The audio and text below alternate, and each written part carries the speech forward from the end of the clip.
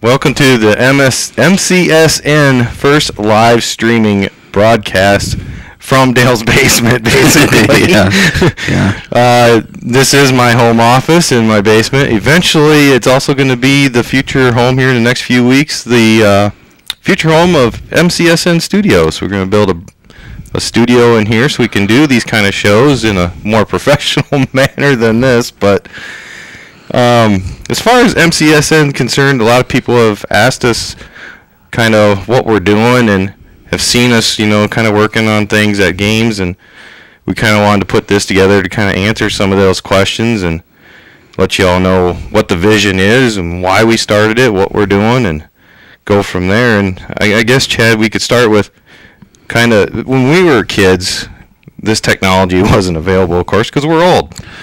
But in this town, we were pretty well covered when it came to our local newspaper by the efforts of one of the all-time greats in Jack Marlowe, all the way from high school ball down to T-ball, even in youth leagues.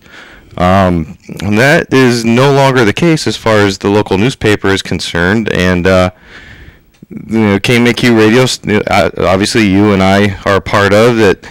They still do games, but not every game. And that's something that's been lacking, and ever since I moved back, I've kind of had this vision of putting something like this together, and Chad liked the idea and wanted to join in, and to my shock, I never really thought you'd even be with me on the radio until you said something. So yeah, I gave it a shot this fall and kind of liked it and enjoyed it, and I think it was all the people that mentioned they liked hearing things on the radio and listening to us, and I think things just kind of took off from there and kept building. And like you said, we discussed this. And I think we originally had this discussion with you on one of the first RV rides for baseball about this concept, and it's just taken that long to get to this point. Yeah, it takes a little while to get things going. But yeah, like you said, when we were young, there was a lot of coverage.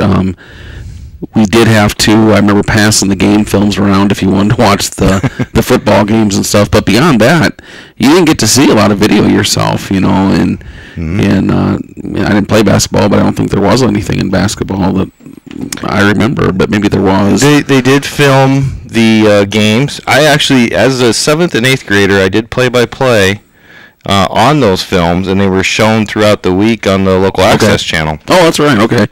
And I know in baseball we never did, and so I think the discussion was, we're going to try and cover as many different sports as we can within reason here, and trying things out and getting things going, and we're just getting some new equipment and giving it. We've done it pretty inexpensively so far, which is some cameras we've had and computers we've had, and figuring out some of the software and how to make the audio work, and I think from my experience it's been good so far. It has, and I think the KMAQ experience kind of flash forward this a little bit faster than what I was kind of expecting to implement, and you kind of got that basis. That kind of gave me a basis of how to put together the audio part of it, and we have started. Chad and I are doing this on our own dime at the moment, adding the equipment and our time and energy, and and we're giving it out as a free service for now. I'm not saying it will always be free. It might, if we figure out an avenue. Those are things that are kind of come down the pipeline, but we have started purchasing equipment. It's going to be a game by game. We're going to add a piece here and play with this here until we get a final product that we're confident enough that, okay, we're done, and then maybe add another set of equipment so that we can expand the coverage. Because getting back into how even T-ball was covered by the newspaper, I don't know if we'll get to that point where we're covering youth sports that are kind of different nowadays, but we want to be able to cover boys and girls at the same time. It's hard to do it now because the boys and girls play pretty much on the same night at different places. And we both have boys playing. Exactly, and it's my son's senior year. I missed the big Marion game. That'll be the only boys game I miss this year due to my radio duties, and that's why the boys have become the guinea pig per se, as far as starting this out. I don't want the girls' parents to get upset by it, and I wanted to address that. Eventually, there is a game or two, I think a game or maybe even two, but it might not be, might just be the last game of the season. I looked at the schedule because I want to do a night where we do the girls, and there is one of those at the end of the season, because they deserve it too. I'm not trying to short the girls any, but that is the reason why we are doing the boys game, because we're there. And it was a good way to get started and see how it worked. And even Friday night, I was doing it pretty. Oh, how would you say? Pretty bare. All I had was my computer and a webcam camera, and I just used the microphone from the computer that night. I know the audio wasn't very good, but at times I had 20, 25 people watching at once, and I know later that evening we had over 100 views. So there was quite a bit of interest, and it's going to get better. We're going to do more, and like Dale said, we want to get the coverage out there. For girls basketball, I could even see us maybe catching some bowling, maybe some wrestling as time allows. Just it all depends on scheduling.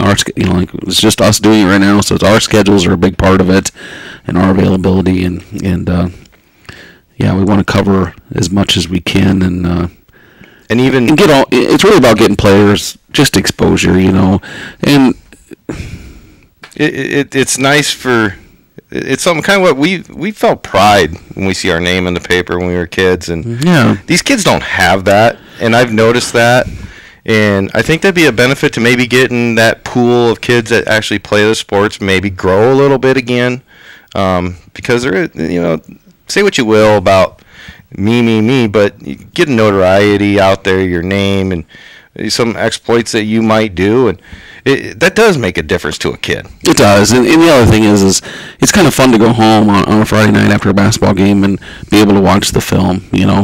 I know there's different things out there like Huddle where you can do that now, but it's kind of nice to see it maybe from a different angle and hear announcers talk about the plays and what they see, and you can see what you're doing. And I think another thing that kind of crossed our minds is, there's a lot of kids that want to go on to play college sports, and it's not easy for coaches to come watch kids. So if we have a game that's broadcast, you can tell a college coach to tune in if you know that we're going to be there. And or even later on watch the replay, because it's they can watch the replay and they can see how you are in the game action. So we think that would help kids too. So and that is a big deal, And my son is he signed a baseball scholarship to a college, which and got a good deal out of it. And it wasn't because a coach came and saw him. It was because we had actually subscribed to a recruiting service, and I went and uploaded the video to it, and that's what they based their thing on, and it worked out for the best. I mean, it was a great tool, and they got him a baseball scholarship, a really good one, and that's another opportunity. And I didn't even think about that until you said something a couple weeks ago when we were working on this. I never even dreamed, that being one of the, I can see that positives for this, and you hit it right on the head with it. Especially in like we're talking football and basketball, there is Huddle and there's game film out there, but you get into a lot of the other sports and there's not. Baseball a big one, softball a big one, unless a parent's taping at bats. And I'll tell you, as a parent, I've tried to do that, and it really takes away from your enjoyment of just sitting and watching the game. It does. So if we have some live streams, parents really don't have to worry about that at the games we're at, and part of it too is hopefully we can grow and maybe get some students involved. I did have one kind of get a hold of me in the last 48 hours that a parent that really liked what we were doing, and their son is interested in maybe doing some broadcasting stuff and would be interested in doing that as their schedule allowed to. So, and that's one of the things that I wanted to integrate into the future is getting kids, whether it be in high school or even middle school kids, that would like to see what it's like, because it's not just sitting here with a mic on. There's also as we grow this, we're gonna need people to run cameras, because we're gonna have multiple cameras here eventually. Yeah, that's coming. You need someone to sit at that computer and direct it if you have multiple cameras, so you can mesh between the different scenes. so you're going to need somebody to do that. Right now, we're trying to do it all in one.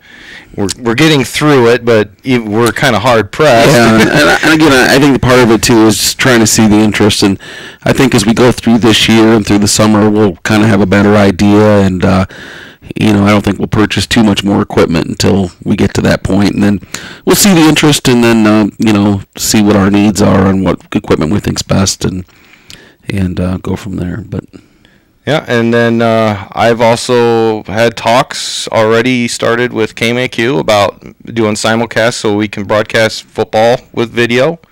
Not to say that we couldn't. If there isn't a deal, we could have students do it through MCSN, and you and I can do our KMAQ gig. And but that's all to be determined here in the future. But the initial talks have already started between me and the KMAQ management, and so far that seems to be a favorable proposition. And like I say, this is basically to get as much coverage of Maquoketa athletics as possible for all sports. Yeah, it's not about us. It's about the student athletes, and that's how we want to try and direct it in the family. So that's about it. Yeah, I think in essence of time, that's what we are. If you have questions, Dale, what's the best way do you think to? We have email at voice of the Maquoketa Cardinals at gmail.com. I know it's a long one, but it's unique. So yeah, or don't or you know, if you want to Facebook message either one of us, or we're both on Facebook or Twitter. We have a Twitter, also voice of the Maquoketa Cardinals. I think it's at MocoQ1 or something. Twitter cut me off at so many characters on the actual at one, but voice of the Maquoketa Cardinals on Twitter. If you search that, it'll pop up. You can message me on there. Other than that, or you can even leave comments here in the video. There's a spot for that on YouTube. Also, I wanted to, before I forget, you know, at the game when I was in Marion the other night, I'm broadcasting the girls' game on radio. And since Chad was doing the video back at the boys' game, I had my smartphone on the table with me watching the boys' game as I was doing the girls' game on radio. And I even had parents behind me on their phones watching the boys' game. And that's when I knew that this is something that is needed. Yeah, and I know that as I was sitting there, somebody was asking me what I was doing, and immediately went in, subscribed to the channel, started watching, and sent it to a bunch of family, and I think we had like 5 subscribers within an hour just from that. So watch a video, see if you like it, give us some feedback, subscribe to the channel. Yeah, please subscribe, because once we get to a certain threshold of subscribers, there's a lot more things that we can do with it as far as the YouTube platform. I will say this, like I said, right now, for time being, it's going to be free to everybody to tune in. Eventually, we are going to have to do something to monetize it in order to cover the cost and the time and all the things that go into it. Whether that's going to be through advertising locally, through commercials that we're going to shoot, or audio commercials, or by subscriptions to actually watch the game or a pay-per-view basis, that's all in the future. Feel free to leave me any kind of comments or feedback of what you think might be the best way for that, or what you don't like. Everything will be taken in and mulled over and discussed. And the other thing is, I had a thought going here, and when you're live, you just get caught. Well, I got some. I would just like to say that please understand too, as we're doing these, we've only done 2, 3 so far. We're trying to watch the game and make sure the equipment's working. So we're trying to watch YouTube. We're trying to watch the video play and make sure that the video play is downloading to YouTube properly. So at times we may get a little behind on game action, or it may be a little choppy at times. Working through that. Yeah, sometimes the capture feed isn't what's coming out on the other end. Yeah, I know sometimes there's a delay, so we're working through some of that, trying some different cameras and things like that. Different settings. But I appreciate everybody that's... and also, I remember my thought, if you, on YouTube, you can watch it at home on your TV. Yeah. That's a big deal. I know my wife did that for the South Tama game. And the other thing is that you can get it on your phone, your laptop, a TV. Just install the YouTube app on any kind of smart TV or Roku or Fire Stick, whatever you use. So that's a big bonus too. And our video quality will get better as we go. I promise you on that. Yep, I'd just like to say thanks for the support so far, and thanks for watching, and go Cards. All right, I agree. Good night.